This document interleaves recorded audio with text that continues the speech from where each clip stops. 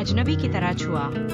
राजस्थान की यह धूल भरी शाम और यह विशाल खंडहर होती हवेली मुझे उसी पल से एक अजीब सी बेचैनी दे रही थी। मेरे माथे पर सिंदूर की लालिमा, हाथों में मेहंदी की गहरी रंगत और दिल में एक नई नवेली दुल्हन का सपना। सब कुछ था सिवाय उस स्पर्श के जिसकी मुझे सबसे ज्यादा उम्मीद थी। शादी की रस्मों ने मुझे थका दिया था, पर मेरी आंखें अब भी उस पल का इंतजार कर रही थीं। पतिदेव रवि मेरे बगल में बैठे थे।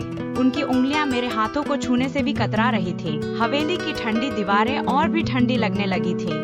रात गहरी हो रही थी और मेरे भीतर की आग बस सुलग रही थी। आधी रात को जब रवि गहरी नींद में थे तो मैं उठ बैठी। चांदनी खिड़की से छनकर मेरे चेहरे पर पड़ रही थी। मैं अपने रेशमी नाइट गाउन में बालकनी तक गई। तारे इतने करीब लग रहे थे मानो मैं उन्हें छू सकती हूँ। हवेली के आंगन में चमेली की खुशबू हवा में घुली हुई थी, पर मेरे मन का सूनापन उस खुशबू को भी फीका कर रहा था। मेरा शरीर एक वीणा की तरह बिन छेड़े ही झंकार रहा था। एक टीस, एक कसक मेरे भीतर गहरे उतर रही थी। मैंने अपनी आंखें बंद की और अपनी उंगलियों को अपने ही देह पर फेरना शुरू किया। मेरे होठों से एक धीमी सी आह निकली जो हवा में घुल गई। मेरे भीतर का हर एक रेशम जाग उठा था, एक अनजानी प्यास बुझाने के लिए तड़प रहा था। मेरी उंगलियां मेरी इच्छाओं को सहला रही थी। हर स्पर्श एक बिजली की लहर दौड़ा रहा था। मेरा शरीर एक मंदिर बन गया था जहाँ मैं खुद ही अपनी पुजारी थी और खुद ही अपनी देवी। मेरे भीतर की हर गुहा, हर कोना अब जागृत हो चुका था। मैंने अपनी हथेली को धीरे धीरे अपनी जांघों के बीच ले गई, जहाँ नमी का एहसास मुझे और भी उत्तेजित कर रहा था। मेरी सांसें तेज हो गई और मेरे होठों से एक बेकाबू सिसकारी फूट पड़ी। क्या कर रही हो भाभी जी? आवाज मेरे ठीक पीछे से आई। मेरी आंखें झटके से खुली। मैं ठिठक गई। मेरी उंगलियां वहीं रुक गईं। मेरे दिल की धड़कनें इतनी तेज हो गईं कि मुझे लगा वह मेरे सीने से बाहर निकल आएंगी। मैं मुड़ी। अंधेरे में हवेली के खंबे के पास एक छाया खड़ी थी। अर्जुन, रवि का छोटा भाई।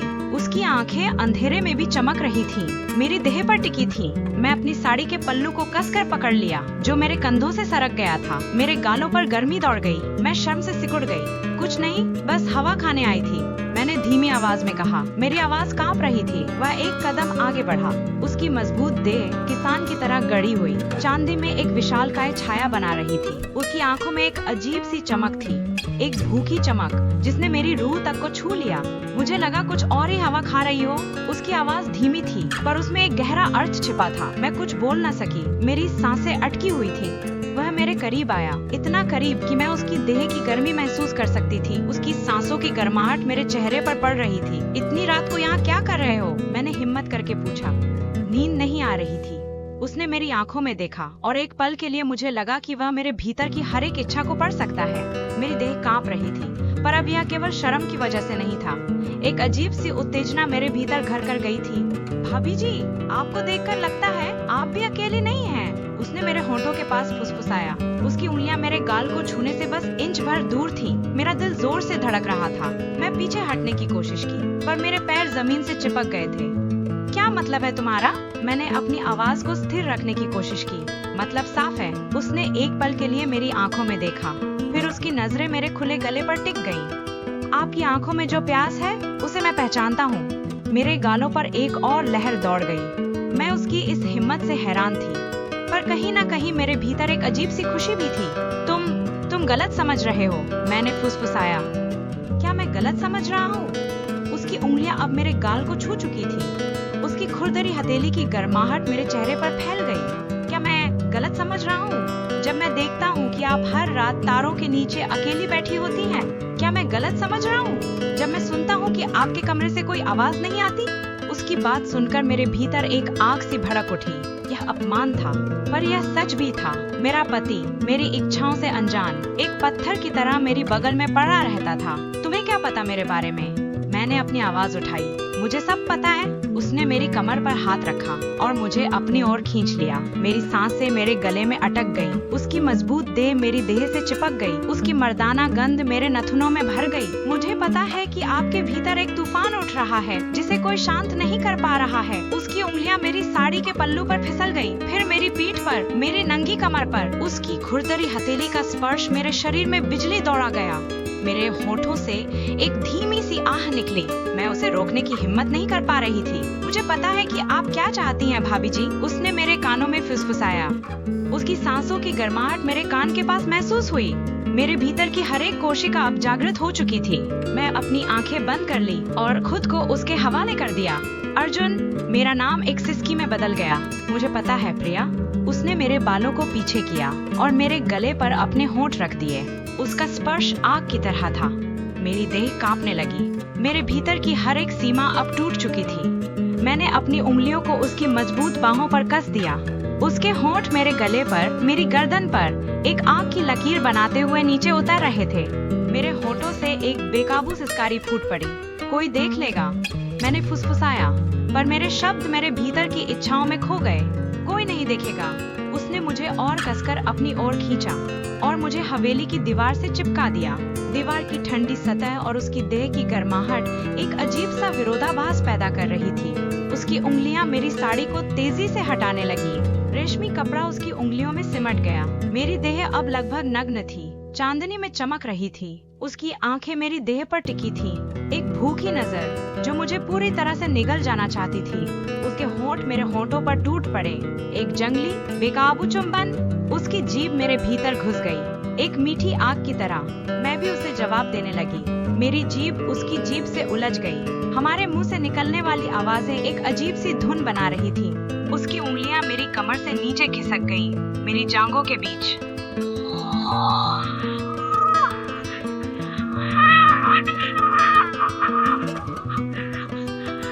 मैं पूरी तरह से गीली हो चुकी थी, एक बहती नदी की तरह जो अब अपनी सीमाओं को तो तोड़ चुकी थी। तुम बहुत गर्म हो प्रिया, उसने मेरे कानों में फुसफुसाया। उसके होंठ मेरे कान की लौ को सहला रहे थे। उसकी उंगलियां अब मेरे भीतर प्रवेश कर चुकी थीं। एक तेज सुखद दर्द मेरे भीतर से गुजर गया। मैंने अपनी कमर को ऊपर उठाया, उसकी उंगलियों को और गहराई तक लेने के लिए। मेरे होठों से एक बेकाबू आह निकली। मैं अपनी मुंह को उसके कंधे में छिपा लिया ताकि मेरी आवाज हवेली की दीवारों से बाहर न जाए। उसकी उंगलियां मेरे भीतर एक ताल पर नाच रही थी। हर स्पर्श एक नई लहर पैदा कर रहा था। मैं पूरी तरह से उसके नियंत्रण में थी, एक कठपुतली की तरह जो उसके इशारों पर नाच रही थी। मेरी सांसें तेज हो गईं और मेरे शरीर में एक अजीब सी ऐंठन पैदा हो गई। और तेज मैंने फुसफुसाया। मेरी आवाज कांप रही थी।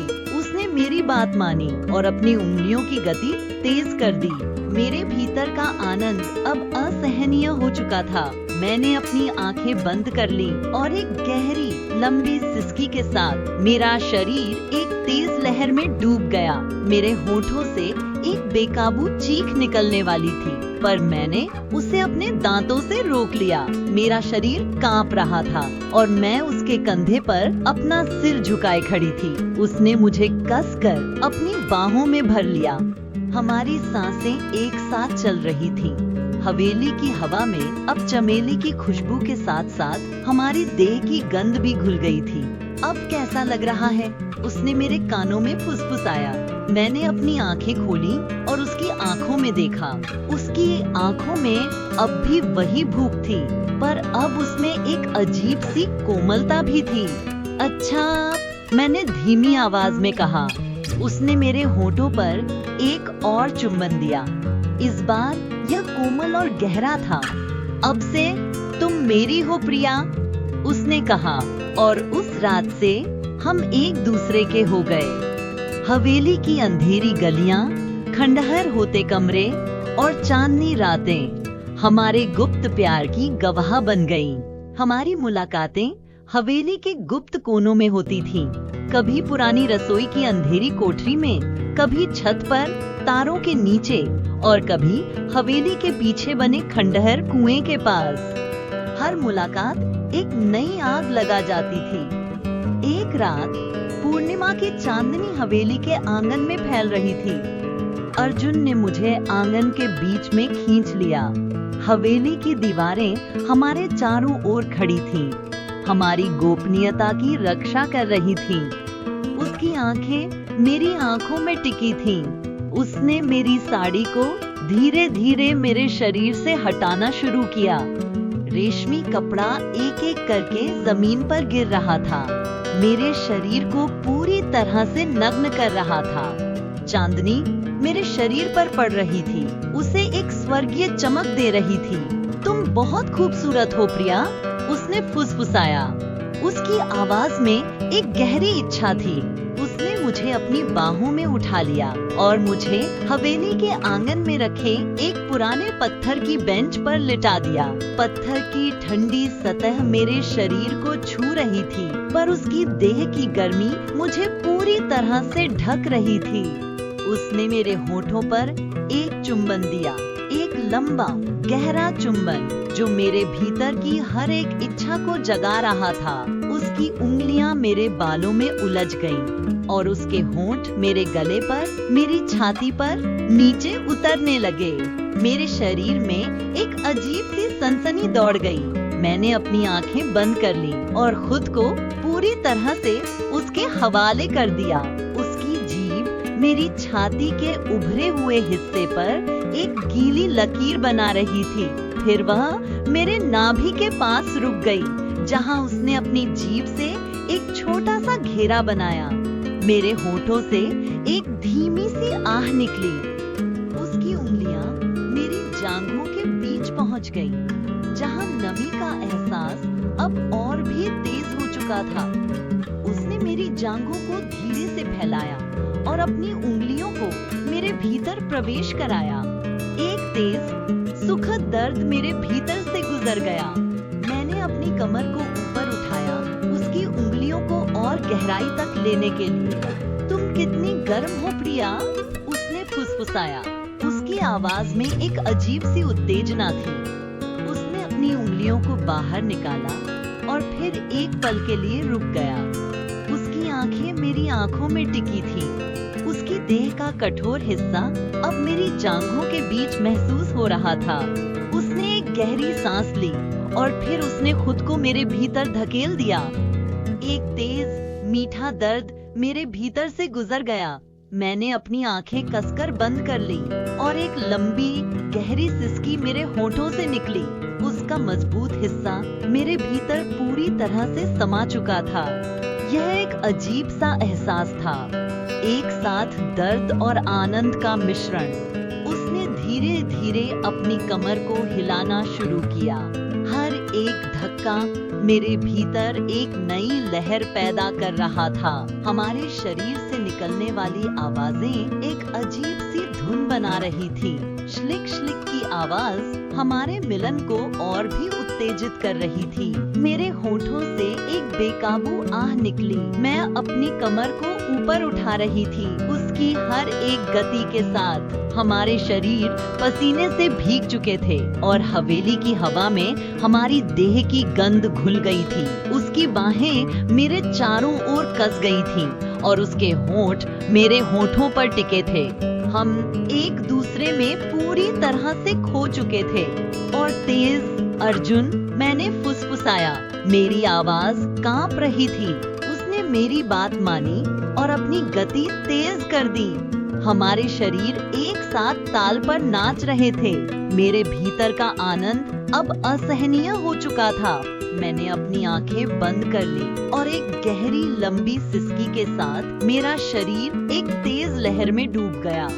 मेरे शरीर में एक अजीब सी ऐंठन पैदा हो गई और मैं उसके कंधे पर अपना सिर झुकाए खड़ी थी। उसने भी कुछ देर बाद मेरे भीतर अपनी सारी गर्माहट उड़ेल दी। उसके शरीर में एक कंपन हुआ और फिर वह मेरे ऊपर ढीला पड़ गया। हम दोनों हाँफ रहे थे। हमारे दिल जोर से धड़क रहे थे। हम कुछ देर तक वहीं पड़े रहे, एक दूसरे की बाहों में। चांदनी अभी भी हमारे ऊपर चमक रही थी और हवेली की हवा में अब भी हमारी देह की गंध घुली हुई थी। पर यह खुशी ज्यादा देर तक नहीं टिकी। हवेली की दीवारें जो हमारी गोपनीयता की रक्षा कर रही थी, अब हमें देख रही थी। परिवार की आंखें, शक की नजरें हमारे ऊपर पड़ने लगी थी। एक दिन रवि की माँ, मेरी सास ने मुझे आंगन में अर्जुन के साथ देख लिया। हम बस बात कर रहे थे, पर उनकी आंखों में शक की एक काली छाया दौड़ गई। तुम इतनी रात को यहाँ क्या कर रही हो प्रिया? उनकी आवाज में एक अजीब सी ठंडक थी। बस अर्जुन से कुछ काम था, मैंने कहा। मेरी आवाज कांप रही थी। काम? उनकी आंखें अर्जुन पर टिकी। और तुम अर्जुन, तुम्हें अपनी भाभी से इतनी रात को क्या काम पड़ गया? अर्जुन ने मेरी ओर देखा।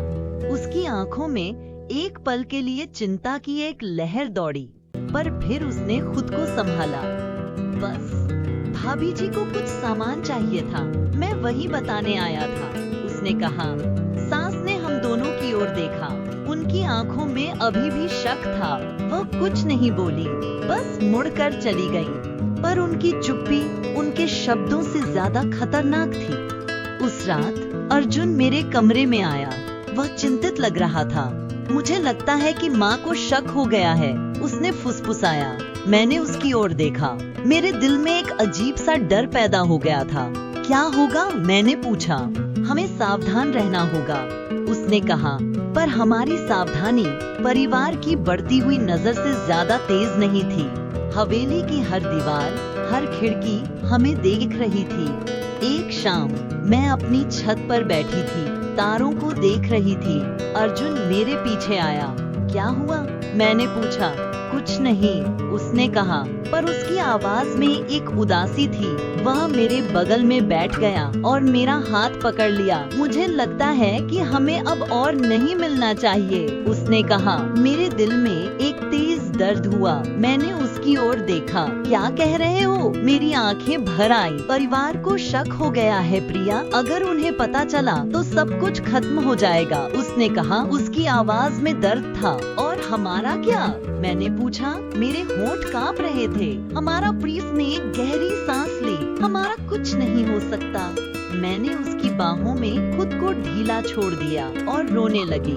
उसकी बाहें मेरे चारों ओर कस गई। मुझे माफ कर दो प्रिया, उसने फुसफुसाया। उस रात हवेली की हवा में चमेली की खुशबू के साथ साथ हमारे आंसुओं की नमकीन गंध भी घुल गई थी। हमारे गुप्त प्यार का अंत हो चुका था। हवेली की दीवारें जो हमारी गोपनीयता की गवाह थीं, अब हमारे दर्द की गवाह बन चुकी थी। अगले दिन अर्जुन हवेली छोड़कर चला गया। उसने मुझसे एक शब्द भी नहीं कहा, बस चुपचाप चला गया। मैंने उसे जाते हुए देखा। मेरी आंखें आंसुओं से भरी थीं। मैं फिर से अकेली रह गई थी, हवेली की ठंडी दीवारों के बीच।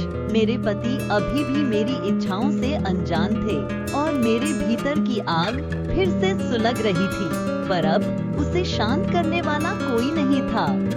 हवेली की हवा में अब केवल चमेली की खुशबू थी और मेरे दिल में एक गहरा अनबुझा दर्द। हवेली की हर एक ईंट, हर एक पत्थर अब मुझे हमारे गुप्त प्यार की याद दिला रहा था। एक ऐसा प्यार जो कभी शुरू ही नहीं होना चाहिए था, पर जब हुआ तो उसने मेरे जीवन को हमेशा के लिए बदल दिया। हवेली की गलियां अब खाली थीं और उनकी गूंज में मुझे सिर्फ अपनी अधूरी कहानियां सुनाई देती थीं।